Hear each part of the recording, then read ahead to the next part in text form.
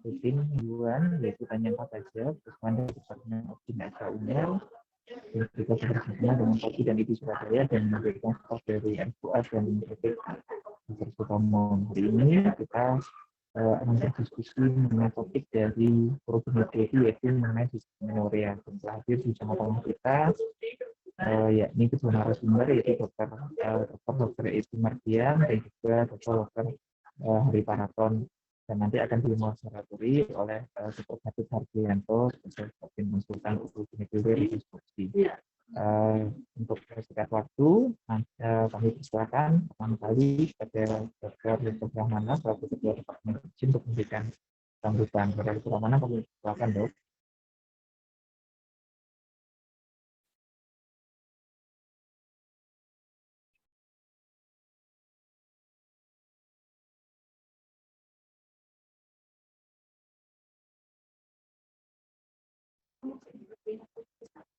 Mungkin Dr. Rahmana sedang berhalangan. Mungkin kepada seluruh peserta seperti biasa, bila mana ingin mengajukan pertanyaan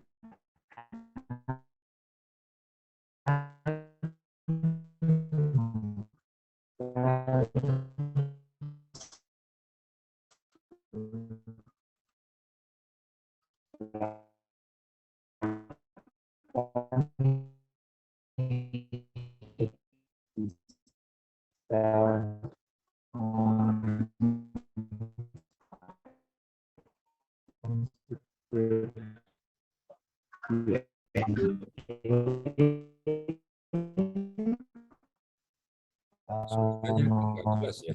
Apa di tempat saya? melalui kolom chat atau dengan mengaktifkan fitur resign, jadi nanti kita bisa mendengar satu silakan, kami silakan kepada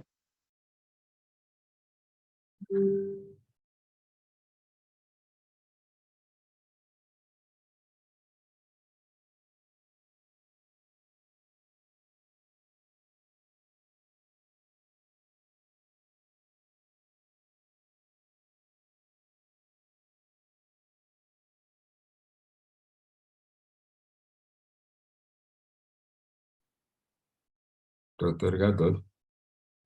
Ya, Suaranya putus-putus ya, Dokter Sento tadi ya? betul. Kok saya tidak dengar suaranya putus dan kecil, loh? Iya, dipersilakan Dokter Gatot. Oh, sudah. Oh, Ya, iya. baik. Baik. Oke, terima kasih. Bismillahirrahmanirrahim. Terima kasih, Dr. Seto. Bismillahirrahmanirrahim. Assalamualaikum warahmatullahi wabarakatuh. Selamat pagi semuanya, sahabat sekalian. Terima kasih telah bergabung hadir dalam acara Tanya Apa Saja seri yang kesekian ya. Tapi hari ini topiknya adalah topik urogen terkait dengan dispari ini. Tetapi mungkin sahabat sekalian pada kesempatan ini nanti misalnya sedikit melebar beberapa pertanyaannya, monggo. Yang penting masih di sekitar uroginekologi, kami akan siap mencoba membantu berdiskusi dengan lebih baik begitu ya. Karena memang topik ini sebenarnya topik yang relatif berulang, jadi sudah pernah disampaikan di beberapa periode yang lalu, tapi karena satu dan lain hal, mungkin dari panitia, dari masukan-masukan yang ada, rupanya topik ini dan sekitarnya masih cukup banyak diminati dan masih ada yang dalam tanda kutip penasaran terkait dengan topik ini, maka topik ini diulangi lagi atau di-review lagi, mudah-mudahan bisa memberi kesempatan kepada teman-teman yang belum berkesempatan di periode yang lalu, begitu. Baik, jadi topiknya adalah dispari ini.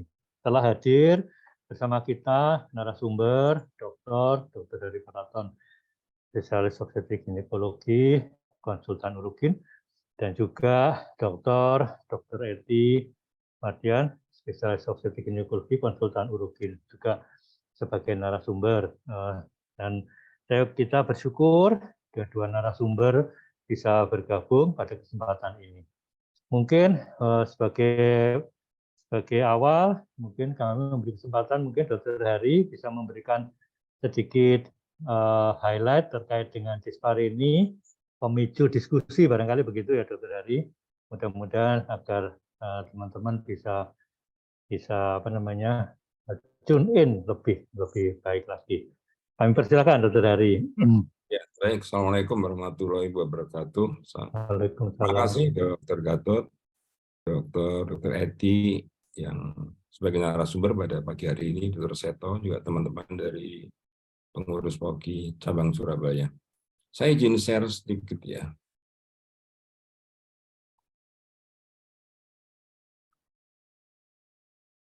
Ya, baik. Baik, selamat pagi teman-teman semuanya, teman-teman SPOG ataupun dokter-dokter yang lain yang sudah bergabung di forum Tanya Apa Saja.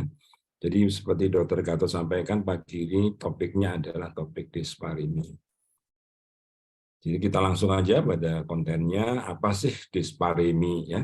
Mudah-mudahan pemberi pengetahuan ini bisa membantu teman-teman dalam menangani kasus-kasus disparimi di tempat prakteknya.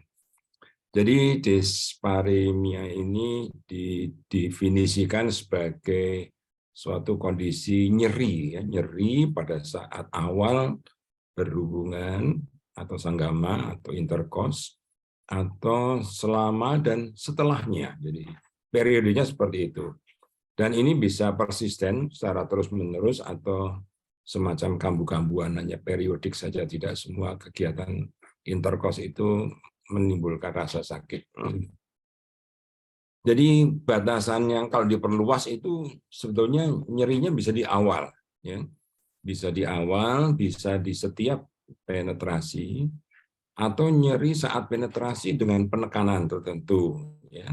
Atau rasa perih, rasa terbakar pada saat penetrasi. Dan ini yang paling termasuk ya, dulu nggak jelas, saya sendiri nggak jelas ya kok ada istilah kemeng, jadi rasa cenut-cenut setelah selesainya. Jadi sakitnya itu tidak terlalu lama, tetapi ini sangat mengganggu sekali ya, kemeng pasca sanggama. Nah, kalau kita lihat respon seksual teman-teman semuanya, ya ini Dokter Eti ini pakarnya ini. Jadi ada periode 4 periode ini kan ya, ada periode desire, arousal, orgasme dan pemulihan. Nah, pada pasien-pasien dengan disparimia, fase ini biasanya tidak tercapai, ya, tidak tercapai. Dia bisa berhenti di awal, bisa berhenti di arousal saja, dan orgasme dan ini sebagainya sangat-sangat jarang bisa tercapai, karena konsentrasinya sudah hilang pada waktu memikirkan rasa nyerinya saja. Dan ini termasuk kategori gangguan atau gangguan disfungsi seksual. Ya. Ini disparemi. Dan kira-kira berapa sih prevalensinya disfungsi seksual itu? Cukup banyak teman-teman semuanya, jadi antara sekitar 3-18%. Ya.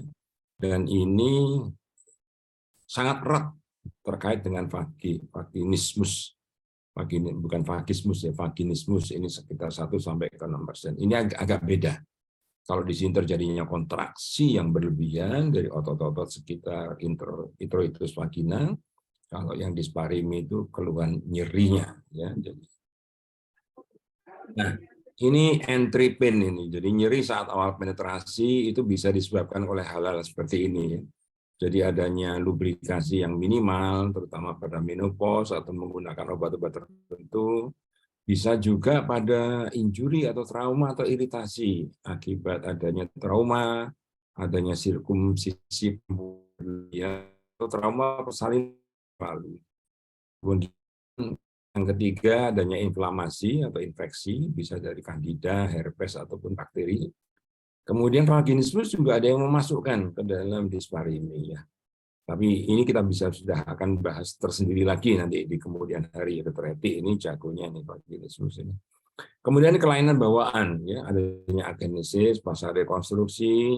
Jadi tidak pada wanita yang tidak memiliki vagina, kemudian dilakukan operasi pembuatan neovagina, ini juga sering menimbulkan rasa nyeri pada sanggamanya. Atau hymen imperforata yang insisinya kurang lebar sehingga menimbulkan rasa sakit.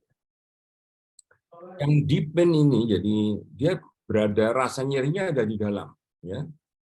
Terutama pada posisi tertentu biasanya. Jadi tidak hanya posisi yang biasa. Nah, posisi tertentu itu perlu diidentifikasi karena di sanalah mungkin ada kelainannya. Ya.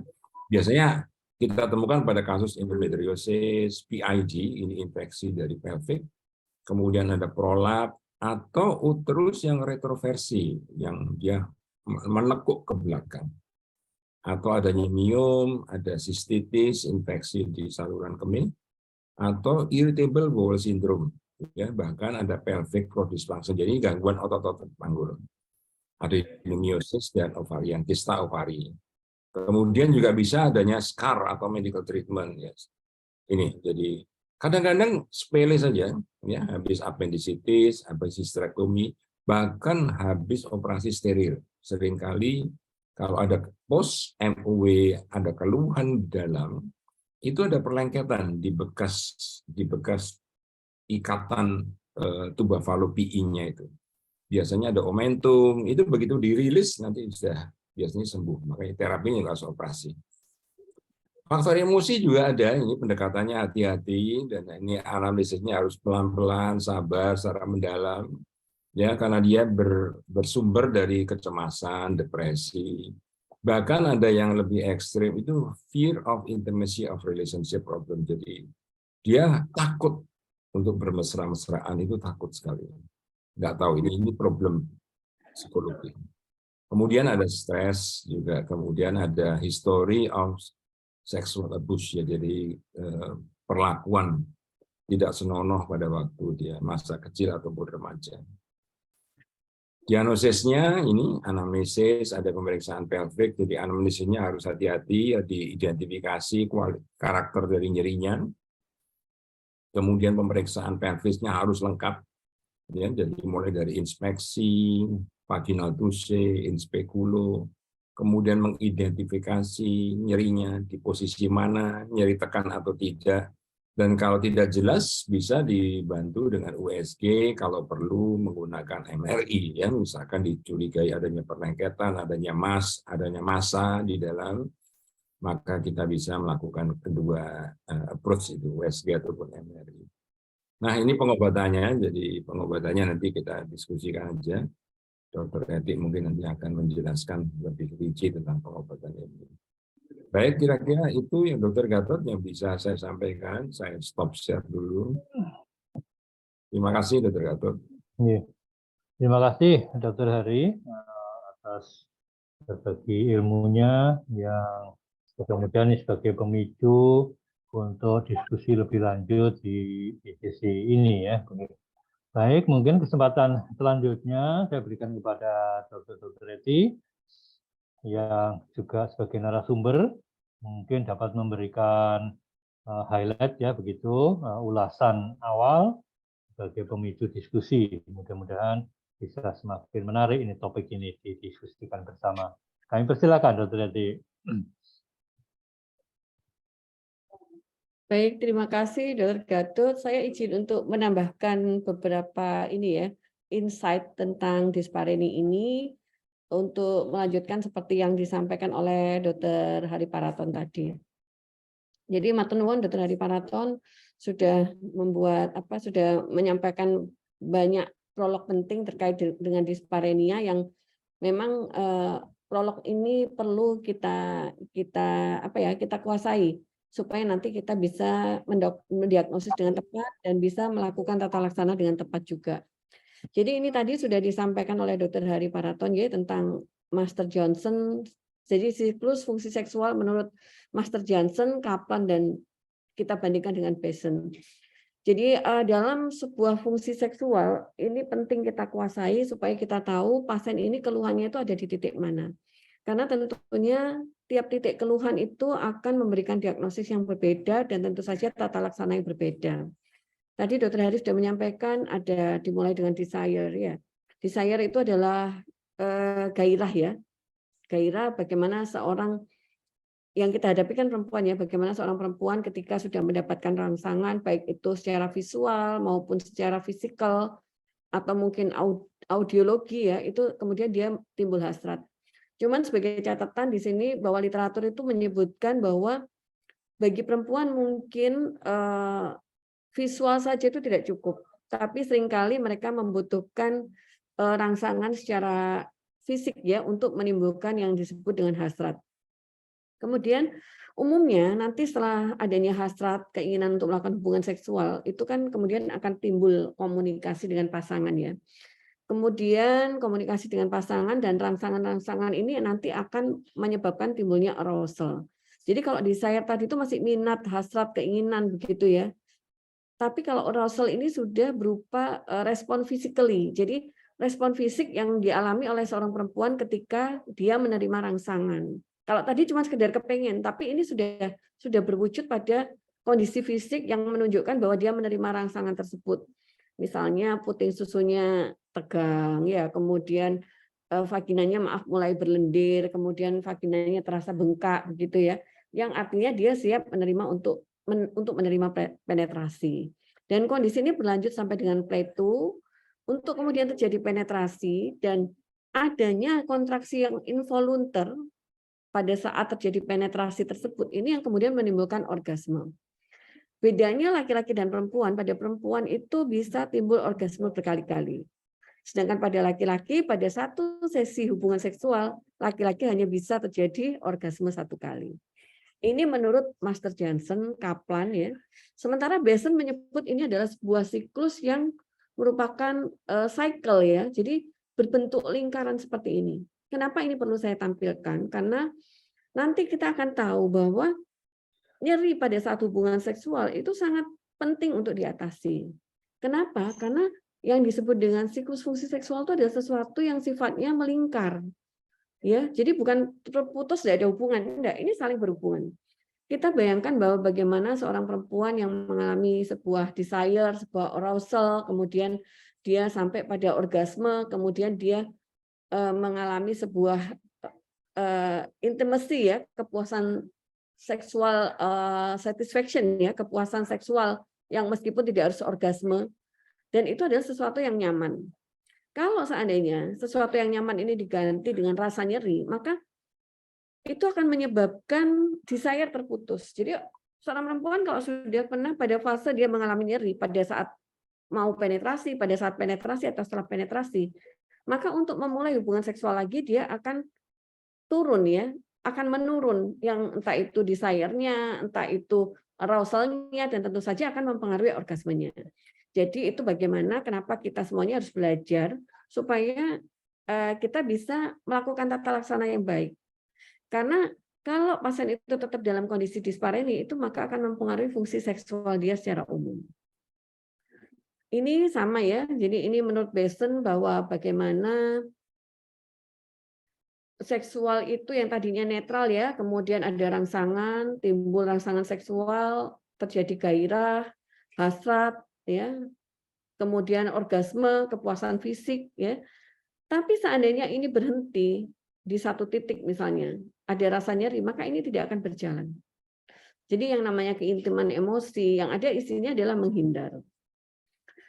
Jadi tentang disparenia vaginismus ini memang sudah pernah ya dibahas dalam DSM-4. Jadi kalau kita belajar dari sisi ilmu psikiatri tentang fungsi seksual ini bahkan dimasukkan dalam penyakit-penyakit atau gangguan pada psikiatri. Pada DSM-4 disebutkan bahwa gangguan fungsi seksual itu bisa berupa desire-nya, arousal-nya, orgasmenya, atau ada sexual pain disorder. Yang tadi disebutkan oleh Dr. Hari Paraton ini dibagi menjadi 2, yaitu disparenia dan yang kedua adalah vaginismus. Jadi sexual pain disorder menurut DSM-4 itu dibagi 2, 1 disparenia, 2 vaginismus. Disparenia itu semua nyeri yang ada hubungannya dengan intercourse. Sedangkan vaginismus kegagalan penetrasi. Biasanya belum sampai penetrasi itu sudah terjadi vaginismus. Tidak bisa penetrasi. Jadi adanya spasme otot dasar panggul yang menyebabkan nyeri dan mengganggu terjadinya penetrasi. Ternyata dalam perjalanannya, dalam DSM-5 yang terbaru, itu ternyata sexual pain disorder ini, dispareni dan vaginismus ini digabung menjadi satu yang disebut sebagai genitopelvic pain atau penetration disorder. Yang ini merupakan gabungan antara dispareni dan vaginismus. Jadi mungkin ketika kita bicara dispareni, itu mungkin tidak bisa dilepaskan dengan vaginismus, karena dua hal ini mungkin nanti akan saling berkaitan, yang lama-lama memang dispareni ini akan menyebabkan gangguan penetrasi. Baik, kita bahas sedikit ya tentang sexual pain disorder, atau yang salah satunya di sini adalah meliputi disparenia ya. Tadi Dr. Hari sudah menyatakan bahwa disparenia artinya nyeri pada saat hubungan seksual ya. Ini ditegaskan oleh genitopelvic pain atau penetration disorder yang ada pada DSM-5 bahwa memang definisinya itu adalah adanya rasa nyeri persisten yang berulang pada saat hubungan. Ini bisa dialami oleh laki-laki maupun perempuan. Penyebabnya apa sih? Jadi kalau kita bicara tentang historinya, mungkin karena obat-obatan, medical cause ya, medical itu karena penyakit, misalnya infeksi. Saya sering mendapatkan pasien-pasien dengan keputihan, terutama keputihan karena trikomonas atau karena jamur kandida, itu dia mengalami rasa seperti terbakar pada saat hubungan. Dan ini sebenarnya obatnya sederhana kalau kita bisa mendiagnosis dengan baik. Kita berikan obat anti jamur, kita berikan obat-obatan untuk mengatasi keputihannya, biasanya keluhan fungsi seksual disparenia akan berkurang. Kemudian gangguan dari lubrikasi. Jadi mungkin sesi arausalnya dia tidak bisa optimal sehingga tidak bisa terjadi lubrikasi.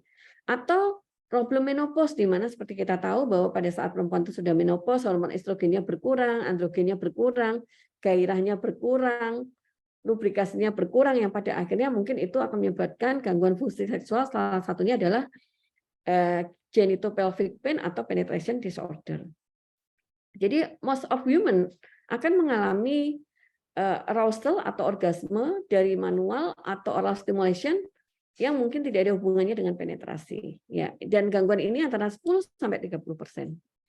Penyebabnya apa? Dr. Hari sudah banyak membahas juga, bisa medical, jadi ada beberapa penyakit tertentu yang memang bisa menyebabkan disfungsi seksual, termasuk disparenia ini, atau pelvic pain, pelvic disorder ya, ini seringkali ada hubungannya dengan kita, gangguan ginekologi misalnya, prolaps, myom, endometriosis, STD ya, kemudian cancer, proses persalinan. Saya pernah mendapatkan juga pasien setelah melahirkan, ruptur perineum grade 4, kemudian dijahit HPP, dijahit ulang, jadi mungkin jahitannya dalam rangka untuk menghindari HPP-nya, sampai serviks, sampai sepanjang vagina, dan akhirnya ternyata terjadi sikatrik. Atau gangguan Mullerian ya, MRKH yang memang panjang vaginanya tidak sesuai dengan yang diharapkan. Ini adalah salah satunya. Kemudian juga fungsional, bisa vaginismus, chronic pelvic pain, atau painful bladder syndrome. Bisa juga ini berupa gangguan psikososial. Jadi dengan kita mengetahui ini, kita bisa mendiagnosis. Pemeriksaan fisik sangat penting, tadi seperti yang disampaikan Dr. Hari. Anamnesis dulu, kenapanya. Pemeriksaan fisik dilihat, oh ternyata ada sikatrik, ternyata sepele. Kasusnya sepele, sikatriknya kita buang, hilang disparenianya. Ya.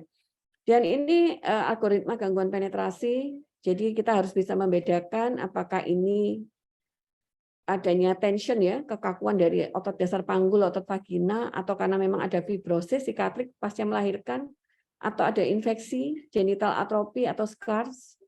Kalau ini perlu spesifik intervensi ya, jadi kalau infeksi diobati infeksinya, kalau genital atrofi ya diberikan bahan-bahan supaya tidak atrofi, kalau ada scars, scarsnya dihilangin. Kalau fibrosis, kaku ya dilakukan dilatasi vagina ya. Ini yang menarik, Dr. Hari, Dr. Gatot mungkin masih ingat ya, kita pernah mendapatkan pasien yang pada saat dia usia 8 tahun KLL, kena daerah vulva vagina, kemudian ternyata buntu.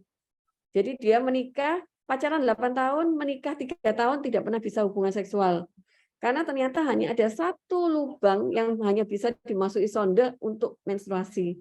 Jadi dia tidak bisa penetrasi. Kemudian pada waktu itu kita diskusi dengan teman sejawat radiologi, dilakukan MRI sehingga kita tahu bahwa ini membuntunya sampai mana sih. Kemudian kita buka, sebulan setelahnya pasien bisa hubungan seksual, sebulan setelahnya ternyata pasien hamil. Pasiennya bilang getun sama saya, getun dokter, kenapa saya baru berani operasi setelah 3 tahun menikah. Terus kemudian dia juga bilang begini, Dokter Hari, Dokter Gatot, aku baru iso hubungan seksual enak-enak, kok ternyata wis hamil gitu ya. Jadi dengan apa namanya, kalau kita bisa melakukan tata laksana yang baik, insya Allah kita akan bisa membantu kualitas hidup pasien dengan baik juga.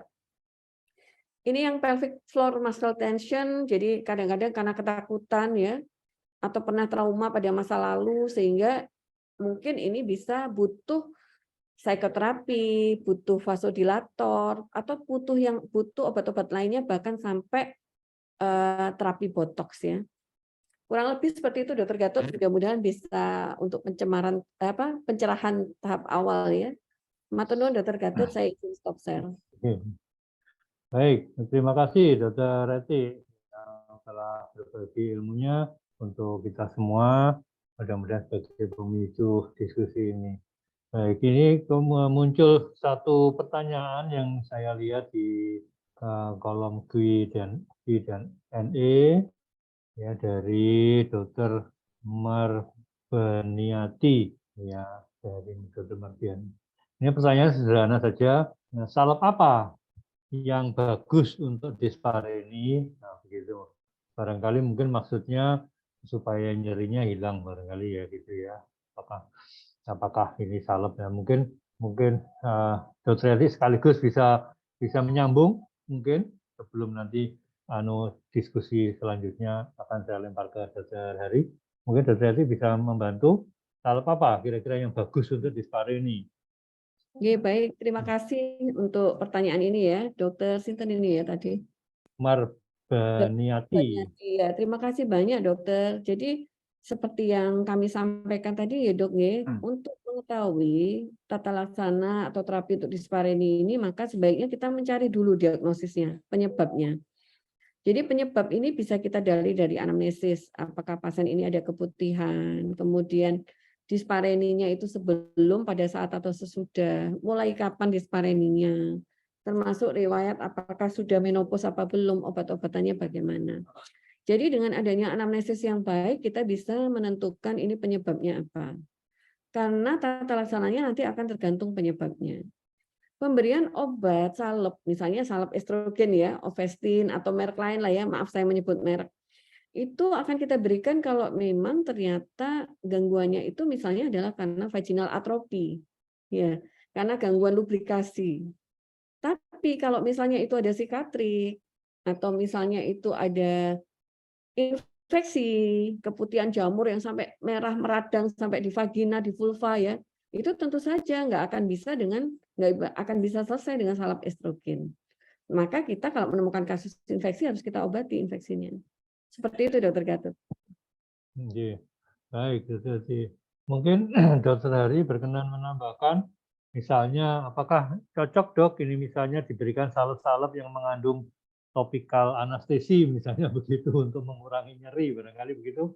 Mungkin barangkali menambahkan. Ya, terima kasih Dok atas pertanyaan. Ya, Dr. Marbaniati ya, yang baik sekali. Jadi Dr. Edi sudah menyampaikan tadi, yang penting kita tahu diagnosis pastinya dulu. Jadi karakter nyerinya itu diakibatkan oleh apa, itu yang paling. Jadi nanti arahnya ke etiologi. Jadi kalau memang nyerinya, yang mungkin yang dimaksud Dr. Marbaniati ini akibat dari gangguan lubrikasi ya, pada kasus menopause dan lain sebagainya. Tapi hati-hati juga itu bahwa kadang-kadang dengan lubrikasi yang berlebihan, ya sudah ada bahkan berlebihan, katanya orang itu kok becek gitu ya. Tapi tetap nyeri, hati-hati itu ya. Karena ternyata tadi ada sikatrik, pasca penjahitan, repair episiotomi ya, yang tidak anatomis. Atau kadang-kadang ini operasi yang istilahnya repair vagina itu ya, menyempitkan, di mana kulitnya itu terangkat ke dalam sehingga dia akan menimbulkan sensasi nyeri. Kan yang diperlukan pada interkos itu mukosa sebetulnya, mukosa sebatas intro itu sampai ke dalam. Tapi kalau kulit perineumnya itu terangkat ke dalam, wah itu nyeri sekali ya, bisa sensasinya karena kulit mudah sekali terjadi lecet dan pedih.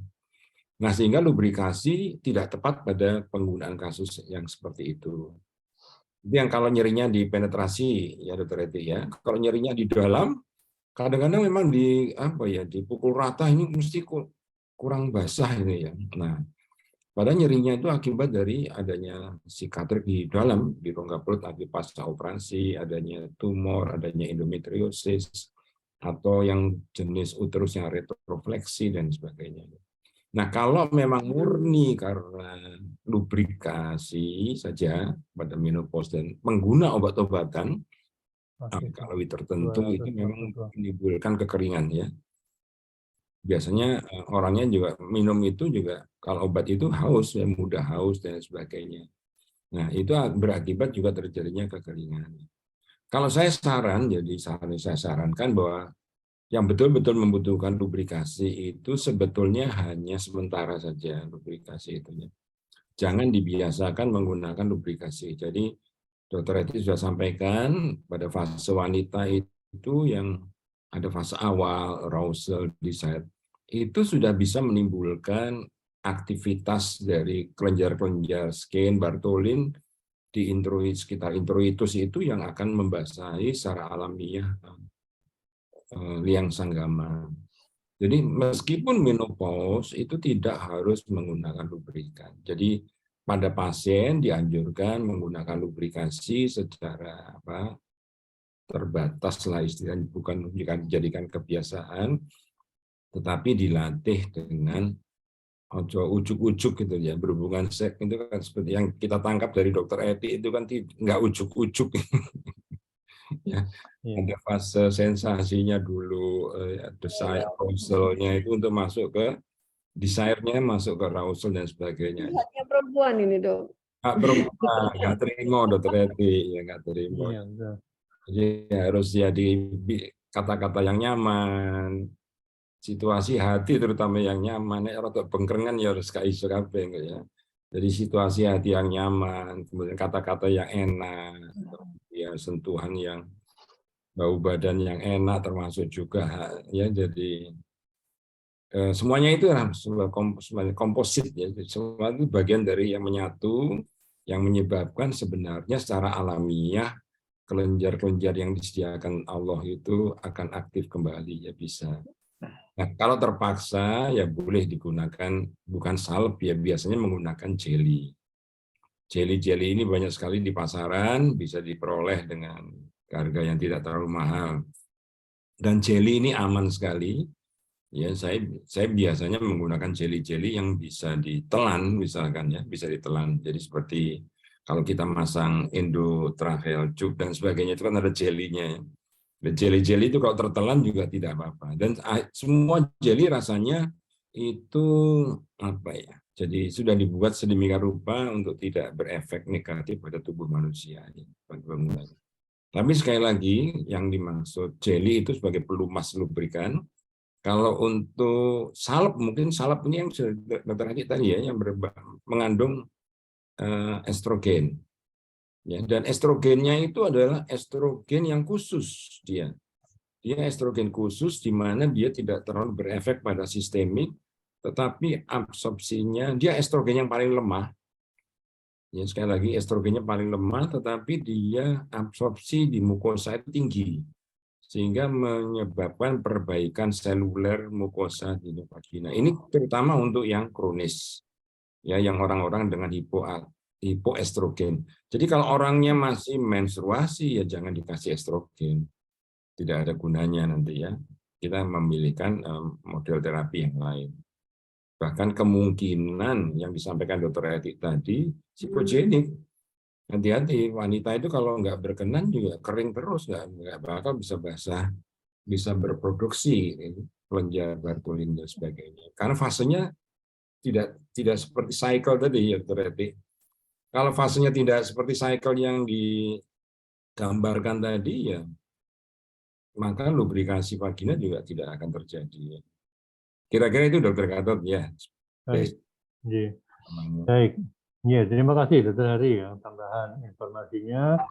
Baik, jadi memang teman sejawat ini terkait dengan dispari ini di bagian dari disfungsi seksual pada wanita, memang para SPOG secara umum memang seringnya kurang perhatian, bukan karena kurang perhatian, tetapi situasional yang menyebabkan mungkin kewaspadaan kita terkait masalah-masalah ini kurang ya, atau masih dirasa kurang, karena memang ya mungkin kultur dari masyarakat Indonesia kalau sudah menyangkut masalah-masalah seksual di wanita itu biasanya relatif tertutup ya, dalam tanda kutip ya, tertutup, tidak begitu vulgar, sehingga kita juga sering sulit mendapatkan situasi untuk memunculkan adanya kasus ini.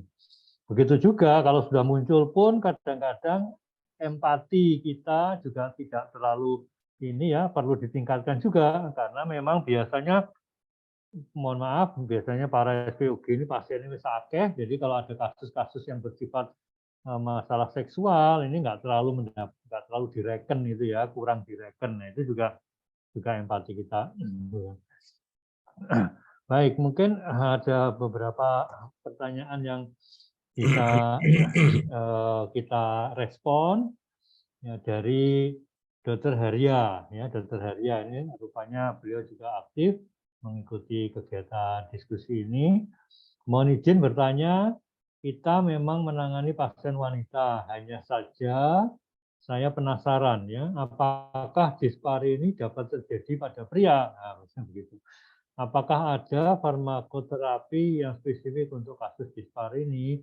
Baik, mungkin maksudnya dispari ini pada wanita ya, mungkin farmakoterapi terkait dispari ini. Baik, ya mungkin Dr. Eti berkenan merespon apa yang disampaikan Dr. Haria ini. Apakah pada dispari ini pada pria ada enggak? Nah, kalaupun Tuhan, apa farmakoterapi yang terkait dengan dispari ini ya, khusus farmakoterapi. Apakah cukup hanya nanti nyeri saja misalnya dan sebagainya. Monggo kami persilakan Dr. Eti merespon. Matur nuwun Dr. Gatot. Jadi pertanyaannya bagus ya ini ya. Meskipun kita tidak menangani pasien laki-laki, tapi memang kadang-kadang pasien itu datang bersama suaminya ya. Jadi suaminya juga sambat, iya dok saya juga sakit gitu. Jadi kalau kita lihat di SM5 tadi disebutkan bahwa memang disparenia itu juga bisa terjadi pada laki-laki. Jadi kenapa kok bisa terjadi disparenia pada laki-laki ya? Sebabnya banyak ya. Mungkin pada saat penetrasi itu tidak sesuai dengan yang diharapkan.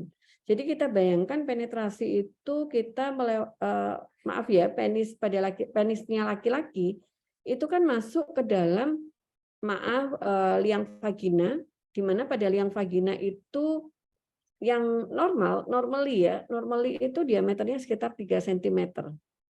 Ya, yang nanti ketika ada proses persalinan bahkan bisa membesar sampai 9,5 bahkan 10 cm. Kalau misalnya ternyata relaksasi pada otot-otot vagina tersebut, terutama otot levator ani ya, otot dasar panggul, terutama otot levator ani tidak terjadi dengan baik. Salah satunya yang tadi disebabkan oleh kasus vaginismus, maka pada laki-laki akan mengalami kesulitan penetrasi tersebut. Akhirnya apa? Ya dia akan kesakitan. Itu yang namanya disparenia pada laki-laki.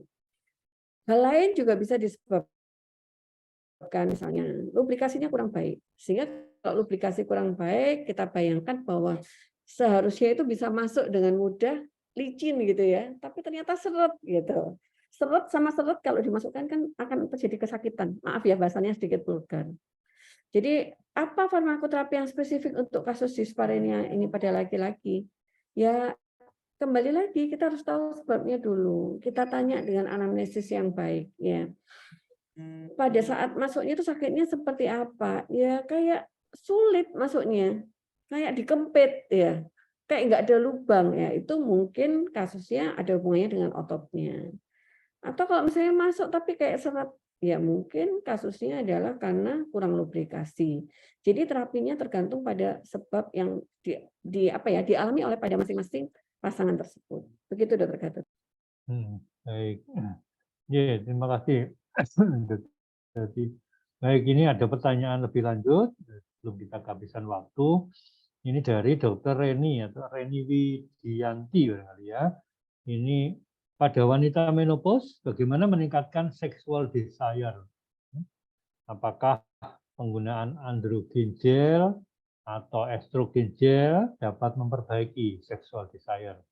Ya, mungkin itu pertanyaan dari Dr. Reni. Oke, mungkin Dr. Hari berkenan merespon Nah, pertanyaan dari Dr. Reni ini, persilakan Dr. Reni.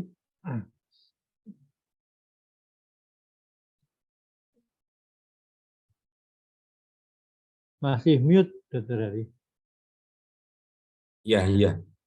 Terkait dengan pertanyaannya Dr. Haria tadi, saya kebetulan dapat kasusnya. Jadi kita harus tahu kalau pada male itu sering terjadi atau kadang-kadang saja, ya. Dan perilaku seksualnya. Jadi setelah saya tidak pasanya tidak keberatan, saya periksa ternyata herpes. Ada herpes simplex.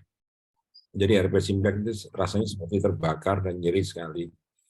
Yang kedua, saya punya pengalaman juga terhadap kasus di mana sirkumsisinya itu berlebihan sehingga frenulum penisnya itu terjadi semacam sikatrik sehingga si gland penisnya itu agak terlipat ke belakang apa ke depan itu nekuk ya, itu menimbulkan rasa nyeri yang berlebihan sehingga itu yang dipakai patokan oleh dokter yang biasa melakukan sirkumsisi di bagian depan ya antropenis itu jangan sekali sampai kena bagian frenulum. Frenulum itu yang paling bahaya kalau itu sampai terpotong sehingga akan menimbulkan nyeri yang kronis. Memperbaikinya agak susah itu ya. Yang berikutnya adalah lebih ke arah stres ya. Jadi stres masa lalu dan sebagainya itu pada pria setiap itu biasanya yang dikaitkan dengan intimacy. Dia mau menikah tetapi nggak mau intimasinya. Dia takut sekali dengan intimasi. Jadi dia sangat menghindar untuk melakukan hubungan seksual. Nah itu pendekatannya psikologis sekali ya. Tentang pertanyaan Dr. Reni Widianti ini, bagaimana meningkatkan sexual desire? Nanti Dr. Reni ini akan melengkapi ya. Karena Dr. Reni itu mendalami sekali tentang menopause. Karena ya sebenarnya kasihan ya Dr. Reni ya. Wanita menopause itu masih berhak mendapatkan kasih sayang. Pengalaman kami berpraktek di poliurogen ini, jadi pasien-pasien menopause itu bahasa Jawanya itu aras-arasen, malas untuk berhubungan itu memang betul. Ada fasenya seperti itu, ya. Karena mereka sudah ada cucu, kadang-kadang cucunya datang ke rumah, ya fokusnya lebih ke cucu lah daripada ke suami, ya. Ini suaminya ini ngenteni kapan cucunya ini pulang, ini ya. Kemudian fokus-fokus yang lain. Pada usia menopause kadang-kadang yang merintis usaha, dia baru berhasil di usia-usia menopause tadi ya. Sehingga kesibukannya ngurusi bisnisnya, meskipun kalau pegawai negeri udah pensiun. Tapi pada orang-orang, makanya perlu dianamnesis sebetulnya keinginannya seperti apa. Dan satu hal yang penting teman-teman semuanya, wanita menopause meskipun aras-arasen, tetapi kalau itu memang secara natural melakukan hubungan seksnya, fase-fasenya tidak dilewati, wanita itu tetap bisa mencapai orgasme sebagaimana mestinya. Ya. Nah, sehingga sebetulnya kemampuan orgasme itu bukan pada individu istri, tetapi adalah fokus kepada suami. Suami yang paham tentang bagaimana wanita itu mencapai orgasme, itu yang harus dikursuskan rasanya. Nah, kalau wanita itu berulang-ulang meskipun usia menopause, dia menjalani masa orgasmenya, apalagi Dr. Edi tadi menambahkan bisa berulang-ulang loh pada wanita itu, kalau laki-laki nggak bisa. Itu kan alhamdulillah sekali, berkah untuk wanita ya. Dan itu hanya bisa dibangun situasi itu pada suami dan istri yang betul-betul sangat terbuka. Nah, itu sebenarnya kuncinya. Jadi bukan medikamentosa. Sekali lagi, obat itu hanya kalau ada secara fisik kita mengetahui adanya atrofi di limfadina, kemudian rasa nyeri yang berlebihan akibat dari hipoestrogeniknya tadi, estrogen. Ya, itu baru bisa dibantu. Tetapi meskipun sudah dibantu, Bapak, teman-teman semuanya, kalau psikologinya itu tidak kita pahamkan kembali, gitu, ya mereka suami istrinya itu dipahamkan kembali, maka ya nanti akan seperti ini ya, terang. Sebetulnya ini bisa kok dibuat, ya diundang suami istrinya berdiskusi dan sebagainya. Pengalaman ini saya punya pasien yang umur 73, suaminya 73, istrinya 70. Dia masih seks aktif ya, karena prolap sudah kita operasi prolapsnya, suami istri minta, dok, apakah saya bisa melakukan hubungan seks seperti biasanya? Saya tanya seminggu berapa kali sih, Bu? Ya seminggu bisa 1 sampai 2 kali. Waduh, saya bersyukur, saya harus belajar Pak dari Bapak ini, saya bilang. Dan kualitas orang terbuka sekali, kualitas orgasmenya juga seperti yang disampaikan Dr. Eti, setua itu pun bisa sampai repeated orgasmenya bisa tercapai, kan luar biasa ya. Dan saya lihat suami istri itu selalu tersenyum, bahagia, dan sebagainya. Jadi, jangan disepelekan disparemi ini. Ya. Kita bisa membangun kebahagiaan keluarganya di masa depannya mereka. Kira-kira itu ya, Dr. Gatot ya. Iya. Terima kasih, Dr. Heri. Mungkin Dr. Heri berkenan menambahkan terkait dengan desire ini, Dr. Heri. Karena wanita ini yang paling mengerti wanita ini ya, harapannya begitu ya. Bagaimana membangun desire itu ya. Ini lagunya agar para suami gitu ya. Iya, monggo. karena wanita tidak cukup hanya dengan kata, Dok. Iya. Wanita terlalu mudah. Tapi ya aja blonyoan gitu, Dr. Eti. Dalam Sore-sore wis blonyoan, kayu putih. saya menyambung ceritanya Dr. Hari ya, Dok ya. Saya ingat sekali yang ini membuat saya kenapa kok saya tertarik belajar seksual ya, Dok ya. Jadi pada saat 2011 itu saya sekolah konsultan di Jakarta. Ada pasangan suami istri, Dok, yang perempuan tuh usianya 73 tahun, prolaps uteri, grade 3-4 ya, dan tentunya kan kita berencana melakukan TVH. Tapi kalau di ilmu urogin itu kan memang kita harus anamnesis yang baik untuk tahu situasi seksualnya itu seperti apa supaya operasi kita itu kita sesuaikan dengan fungsi seksualnya. Jadi ketika kami tanya ya, Bu, maaf, Ibu masih rutin hubungan seksual? Ya, seperti jawabannya dokter tadi. Oh, masih dokter. Seminggu berapa kali, Bu? Ya, 2-3 kali. Umur 73 tahun, suaminya 78 tahun, suaminya diabetes, tapi seminggu bisa hubungan seksual 2-3 kali. Jadi saya dengan teman saya yang sama-sama belajar konsultan waktu itu sadu-saduan. Teman saya dari Jakarta tuh nanya gini, lo berapa kali seminggu katanya. Jadi ini menyadarkan kepada saya pribadi pada waktu itu bahwa sebenarnya fungsi seksual itu tidak tergantung dari usia. Jadi secara physically, secara biologi mungkin memang ada hambatan untuk seorang perempuan menopause. Tapi dengan penanganan yang baik, dengan mindset yang baik, ini akan sangat bisa diatasi ya. Sangat bisa diatasi dan itu bukan halangan untuk menjadikan harmonisasi pada kehidupan seksual pasangan suami istri. Jadi bagaimana cara mengatasi kalau itu terjadi gangguan desire ya? Tentu saja yang pertama kita sekali lagi ya harus memastikan bahwa memang tidak ada sebab yang lain, tidak ada sebab psikologik terutama. Karena seringkali pada perempuan yang menopause ini mungkin ada sebab psikologik, mungkin hubungan harmonis dengan suaminya sudah berkurang karena sibuk ngomong kutu tadi yang seperti yang disampaikan oleh Dr. Hari. Dan kalau sebabnya itu ada sebab yang psikologik seperti itu mau tidak mau ya kita harus bisa memberikan sedikit nasihat untuk mereka. Tapi kalau sebabnya misalnya saya ini duwe karep, Dok. Tapi mau hubungan itu kok sakit gitu ya. Sakit. Jadi akhirnya nggak ada karep. Akhirnya nggak bergairah begitu ya.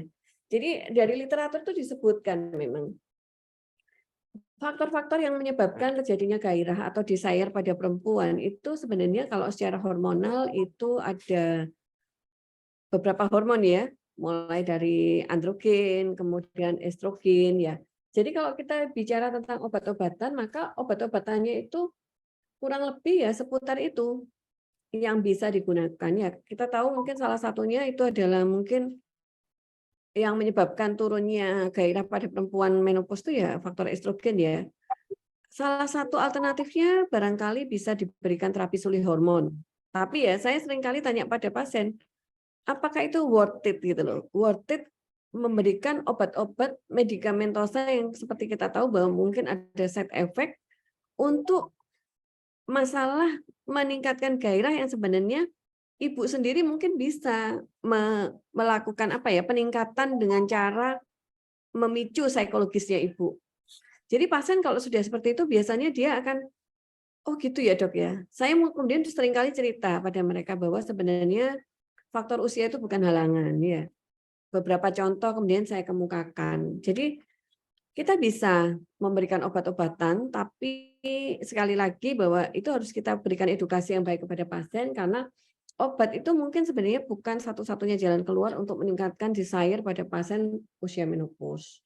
Jadi obat-obatan mungkin yang bisa digunakan untuk desire ya, misalnya kombinasi estratet ya, estrogen itu ya, kemudian ada metil testosteron, kemudian ada juga testosteron oral, testosteron propionate 2% ya, yang mungkin bisa dioleskan tiap hari di daerah vagina, atau bahkan mungkin dalam bentuk suntikan dan lain-lain. Tapi sekali lagi, saya pribadi, saya tidak pernah memberikan obat-obatan yang khusus untuk meningkatkan desire pada perempuan menopause.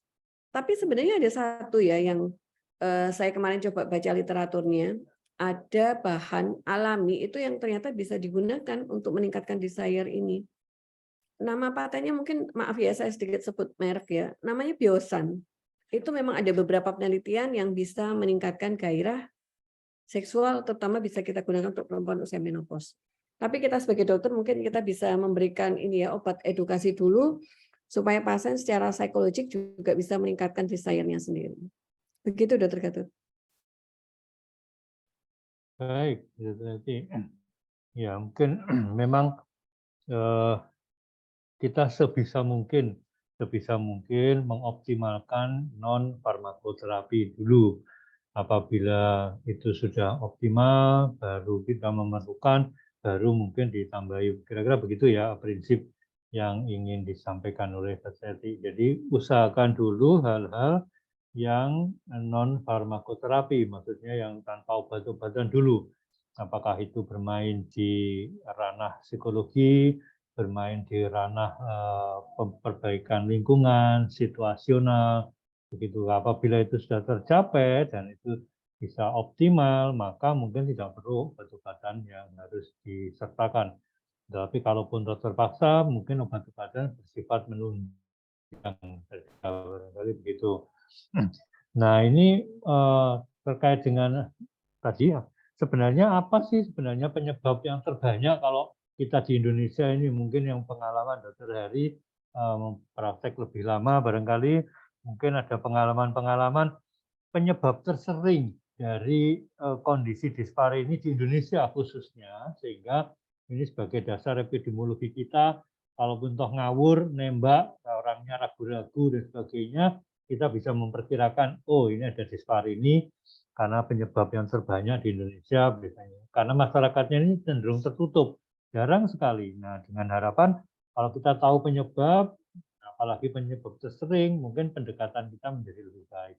Mungkin Dr. Hari karena bisa menambahkan penyebab tersering Dr. Hari yang untuk wanita di Indonesia khususnya ya. Jadi tidak berdasarkan teori saja, tetapi apa sih sebenarnya paling sering yang kita hadapi?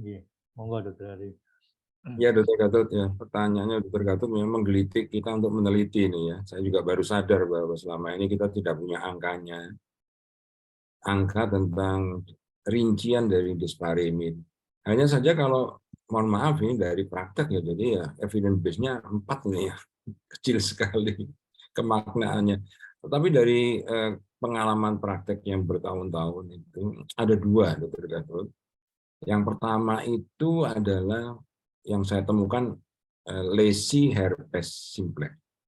Jadi itu yang harus dicermati ya, kecil-kecil, bintik-bintik kecil yang dia vesikel mengandung air, dan kita tahu bahwa infeksi herpes simplex itu akan berulang.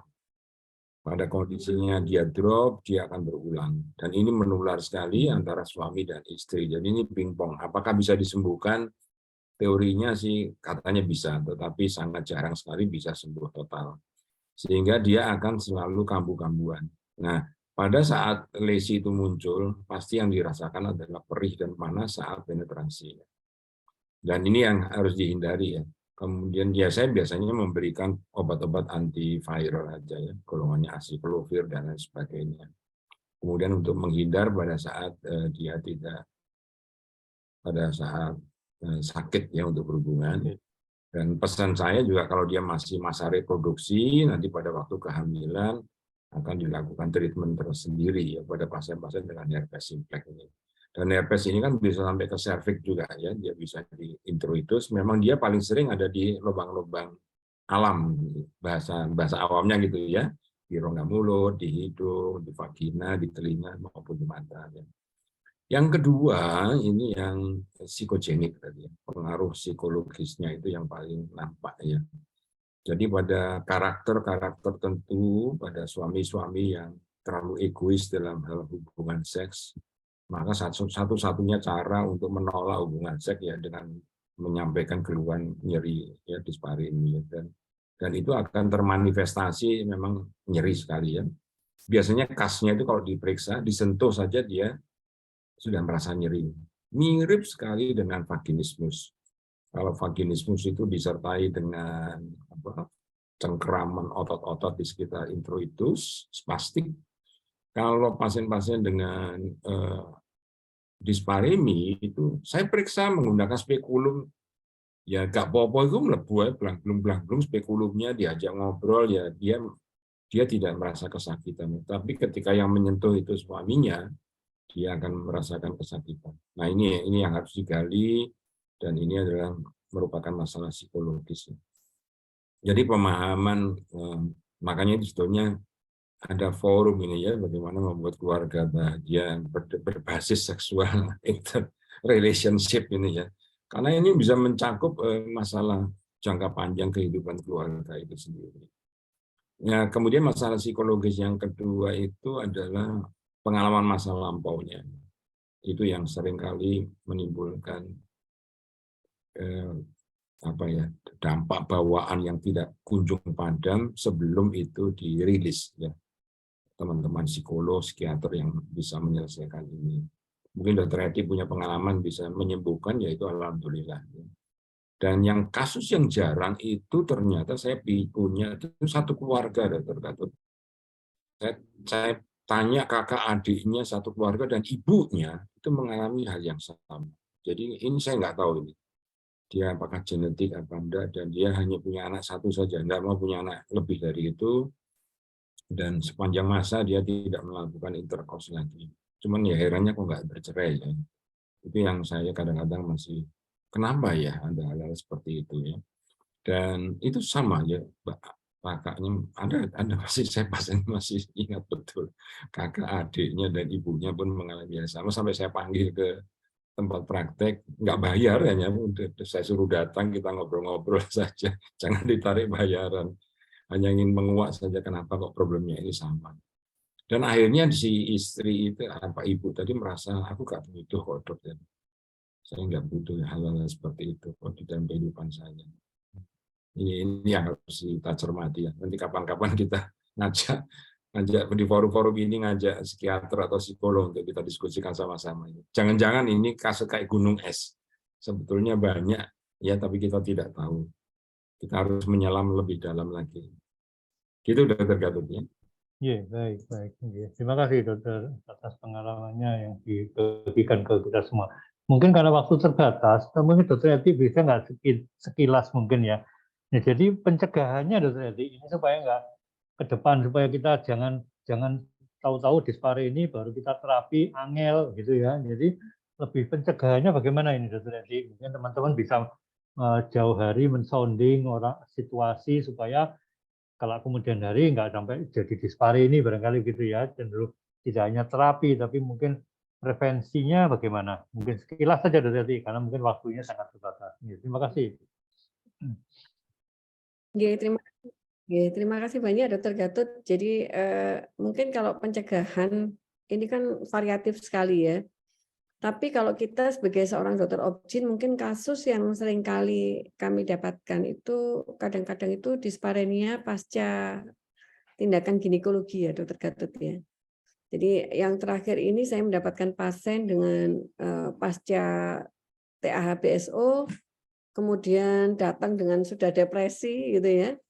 Depresi karena merasa bahwa nyeri pasca histerektomi itu tiap hubung itu nyeri dan suaminya juga mengeluhkan hal yang sama.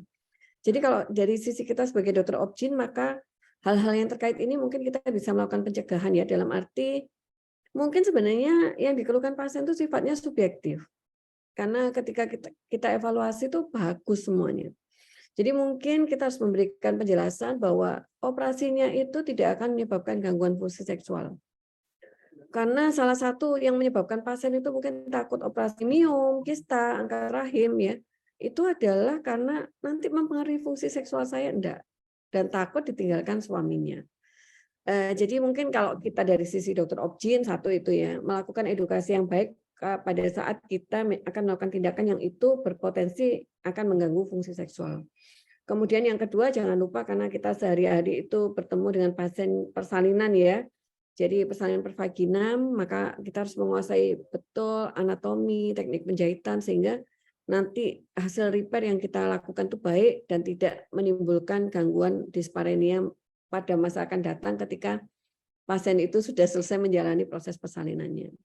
Mungkin itu ya rasanya yang kita bisa lakukan untuk pencegahan. Selebihnya ya memang untuk pasien itu sebenarnya medikamentosa itu tidak cukup, kadang-kadang bukan berupa obat. Tapi dari omongan kita ya, omongan kita bagaimana make sure ke pasien bahwa ini bisa diselesaikan hanya dengan memperbaiki psikologi dan lain-lain. Itu Dokter Gatot. Matur nuwun.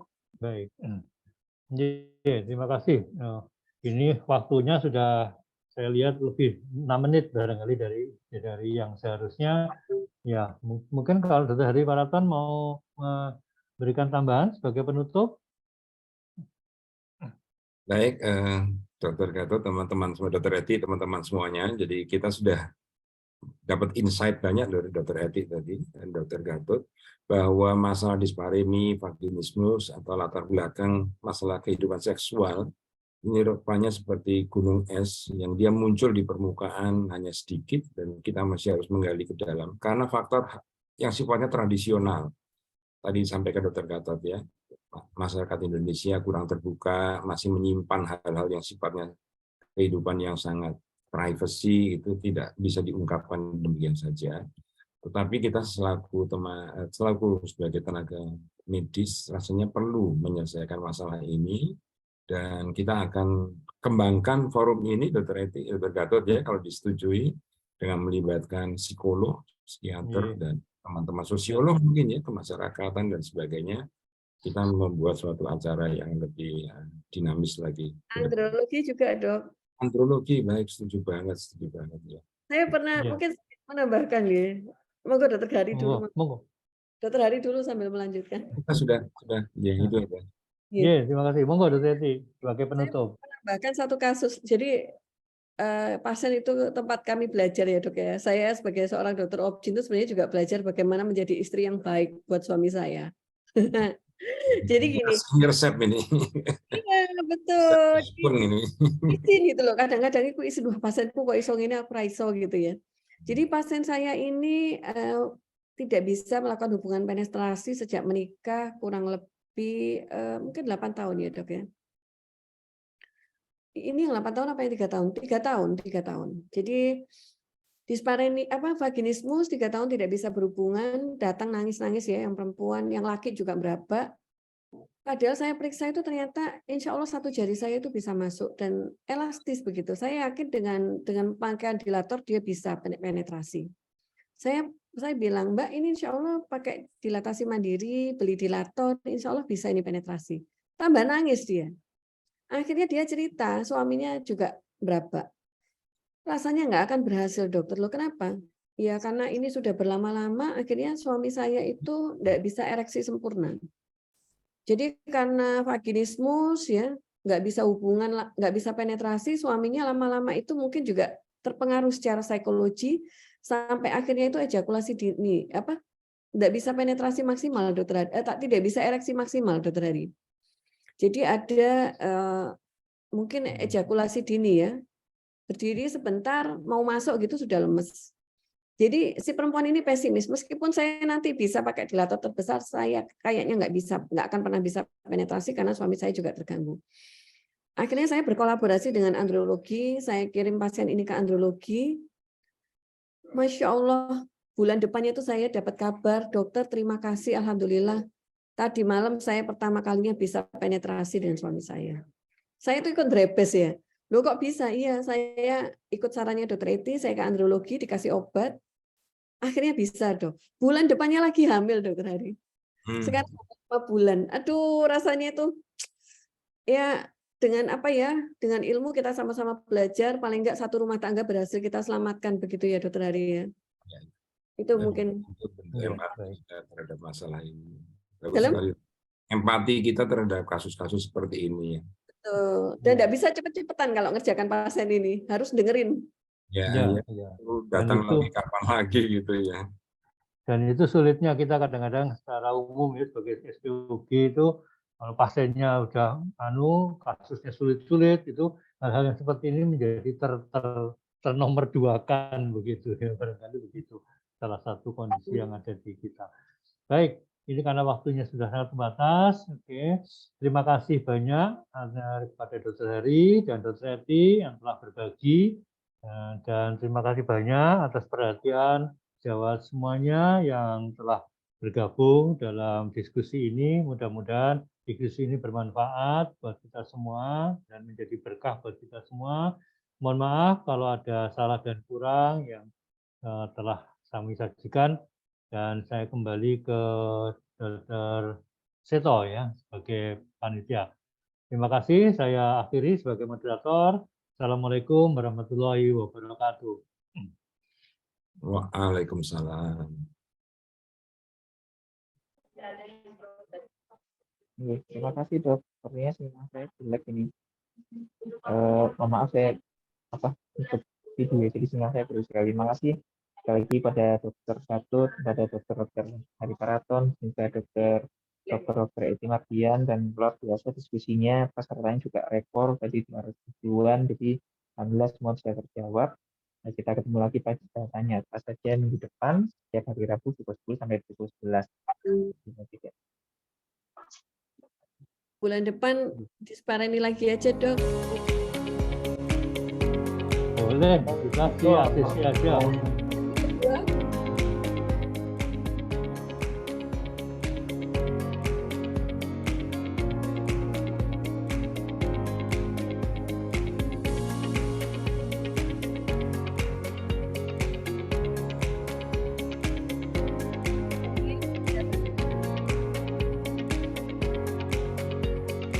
Intip ya. Ya, betul. Ini.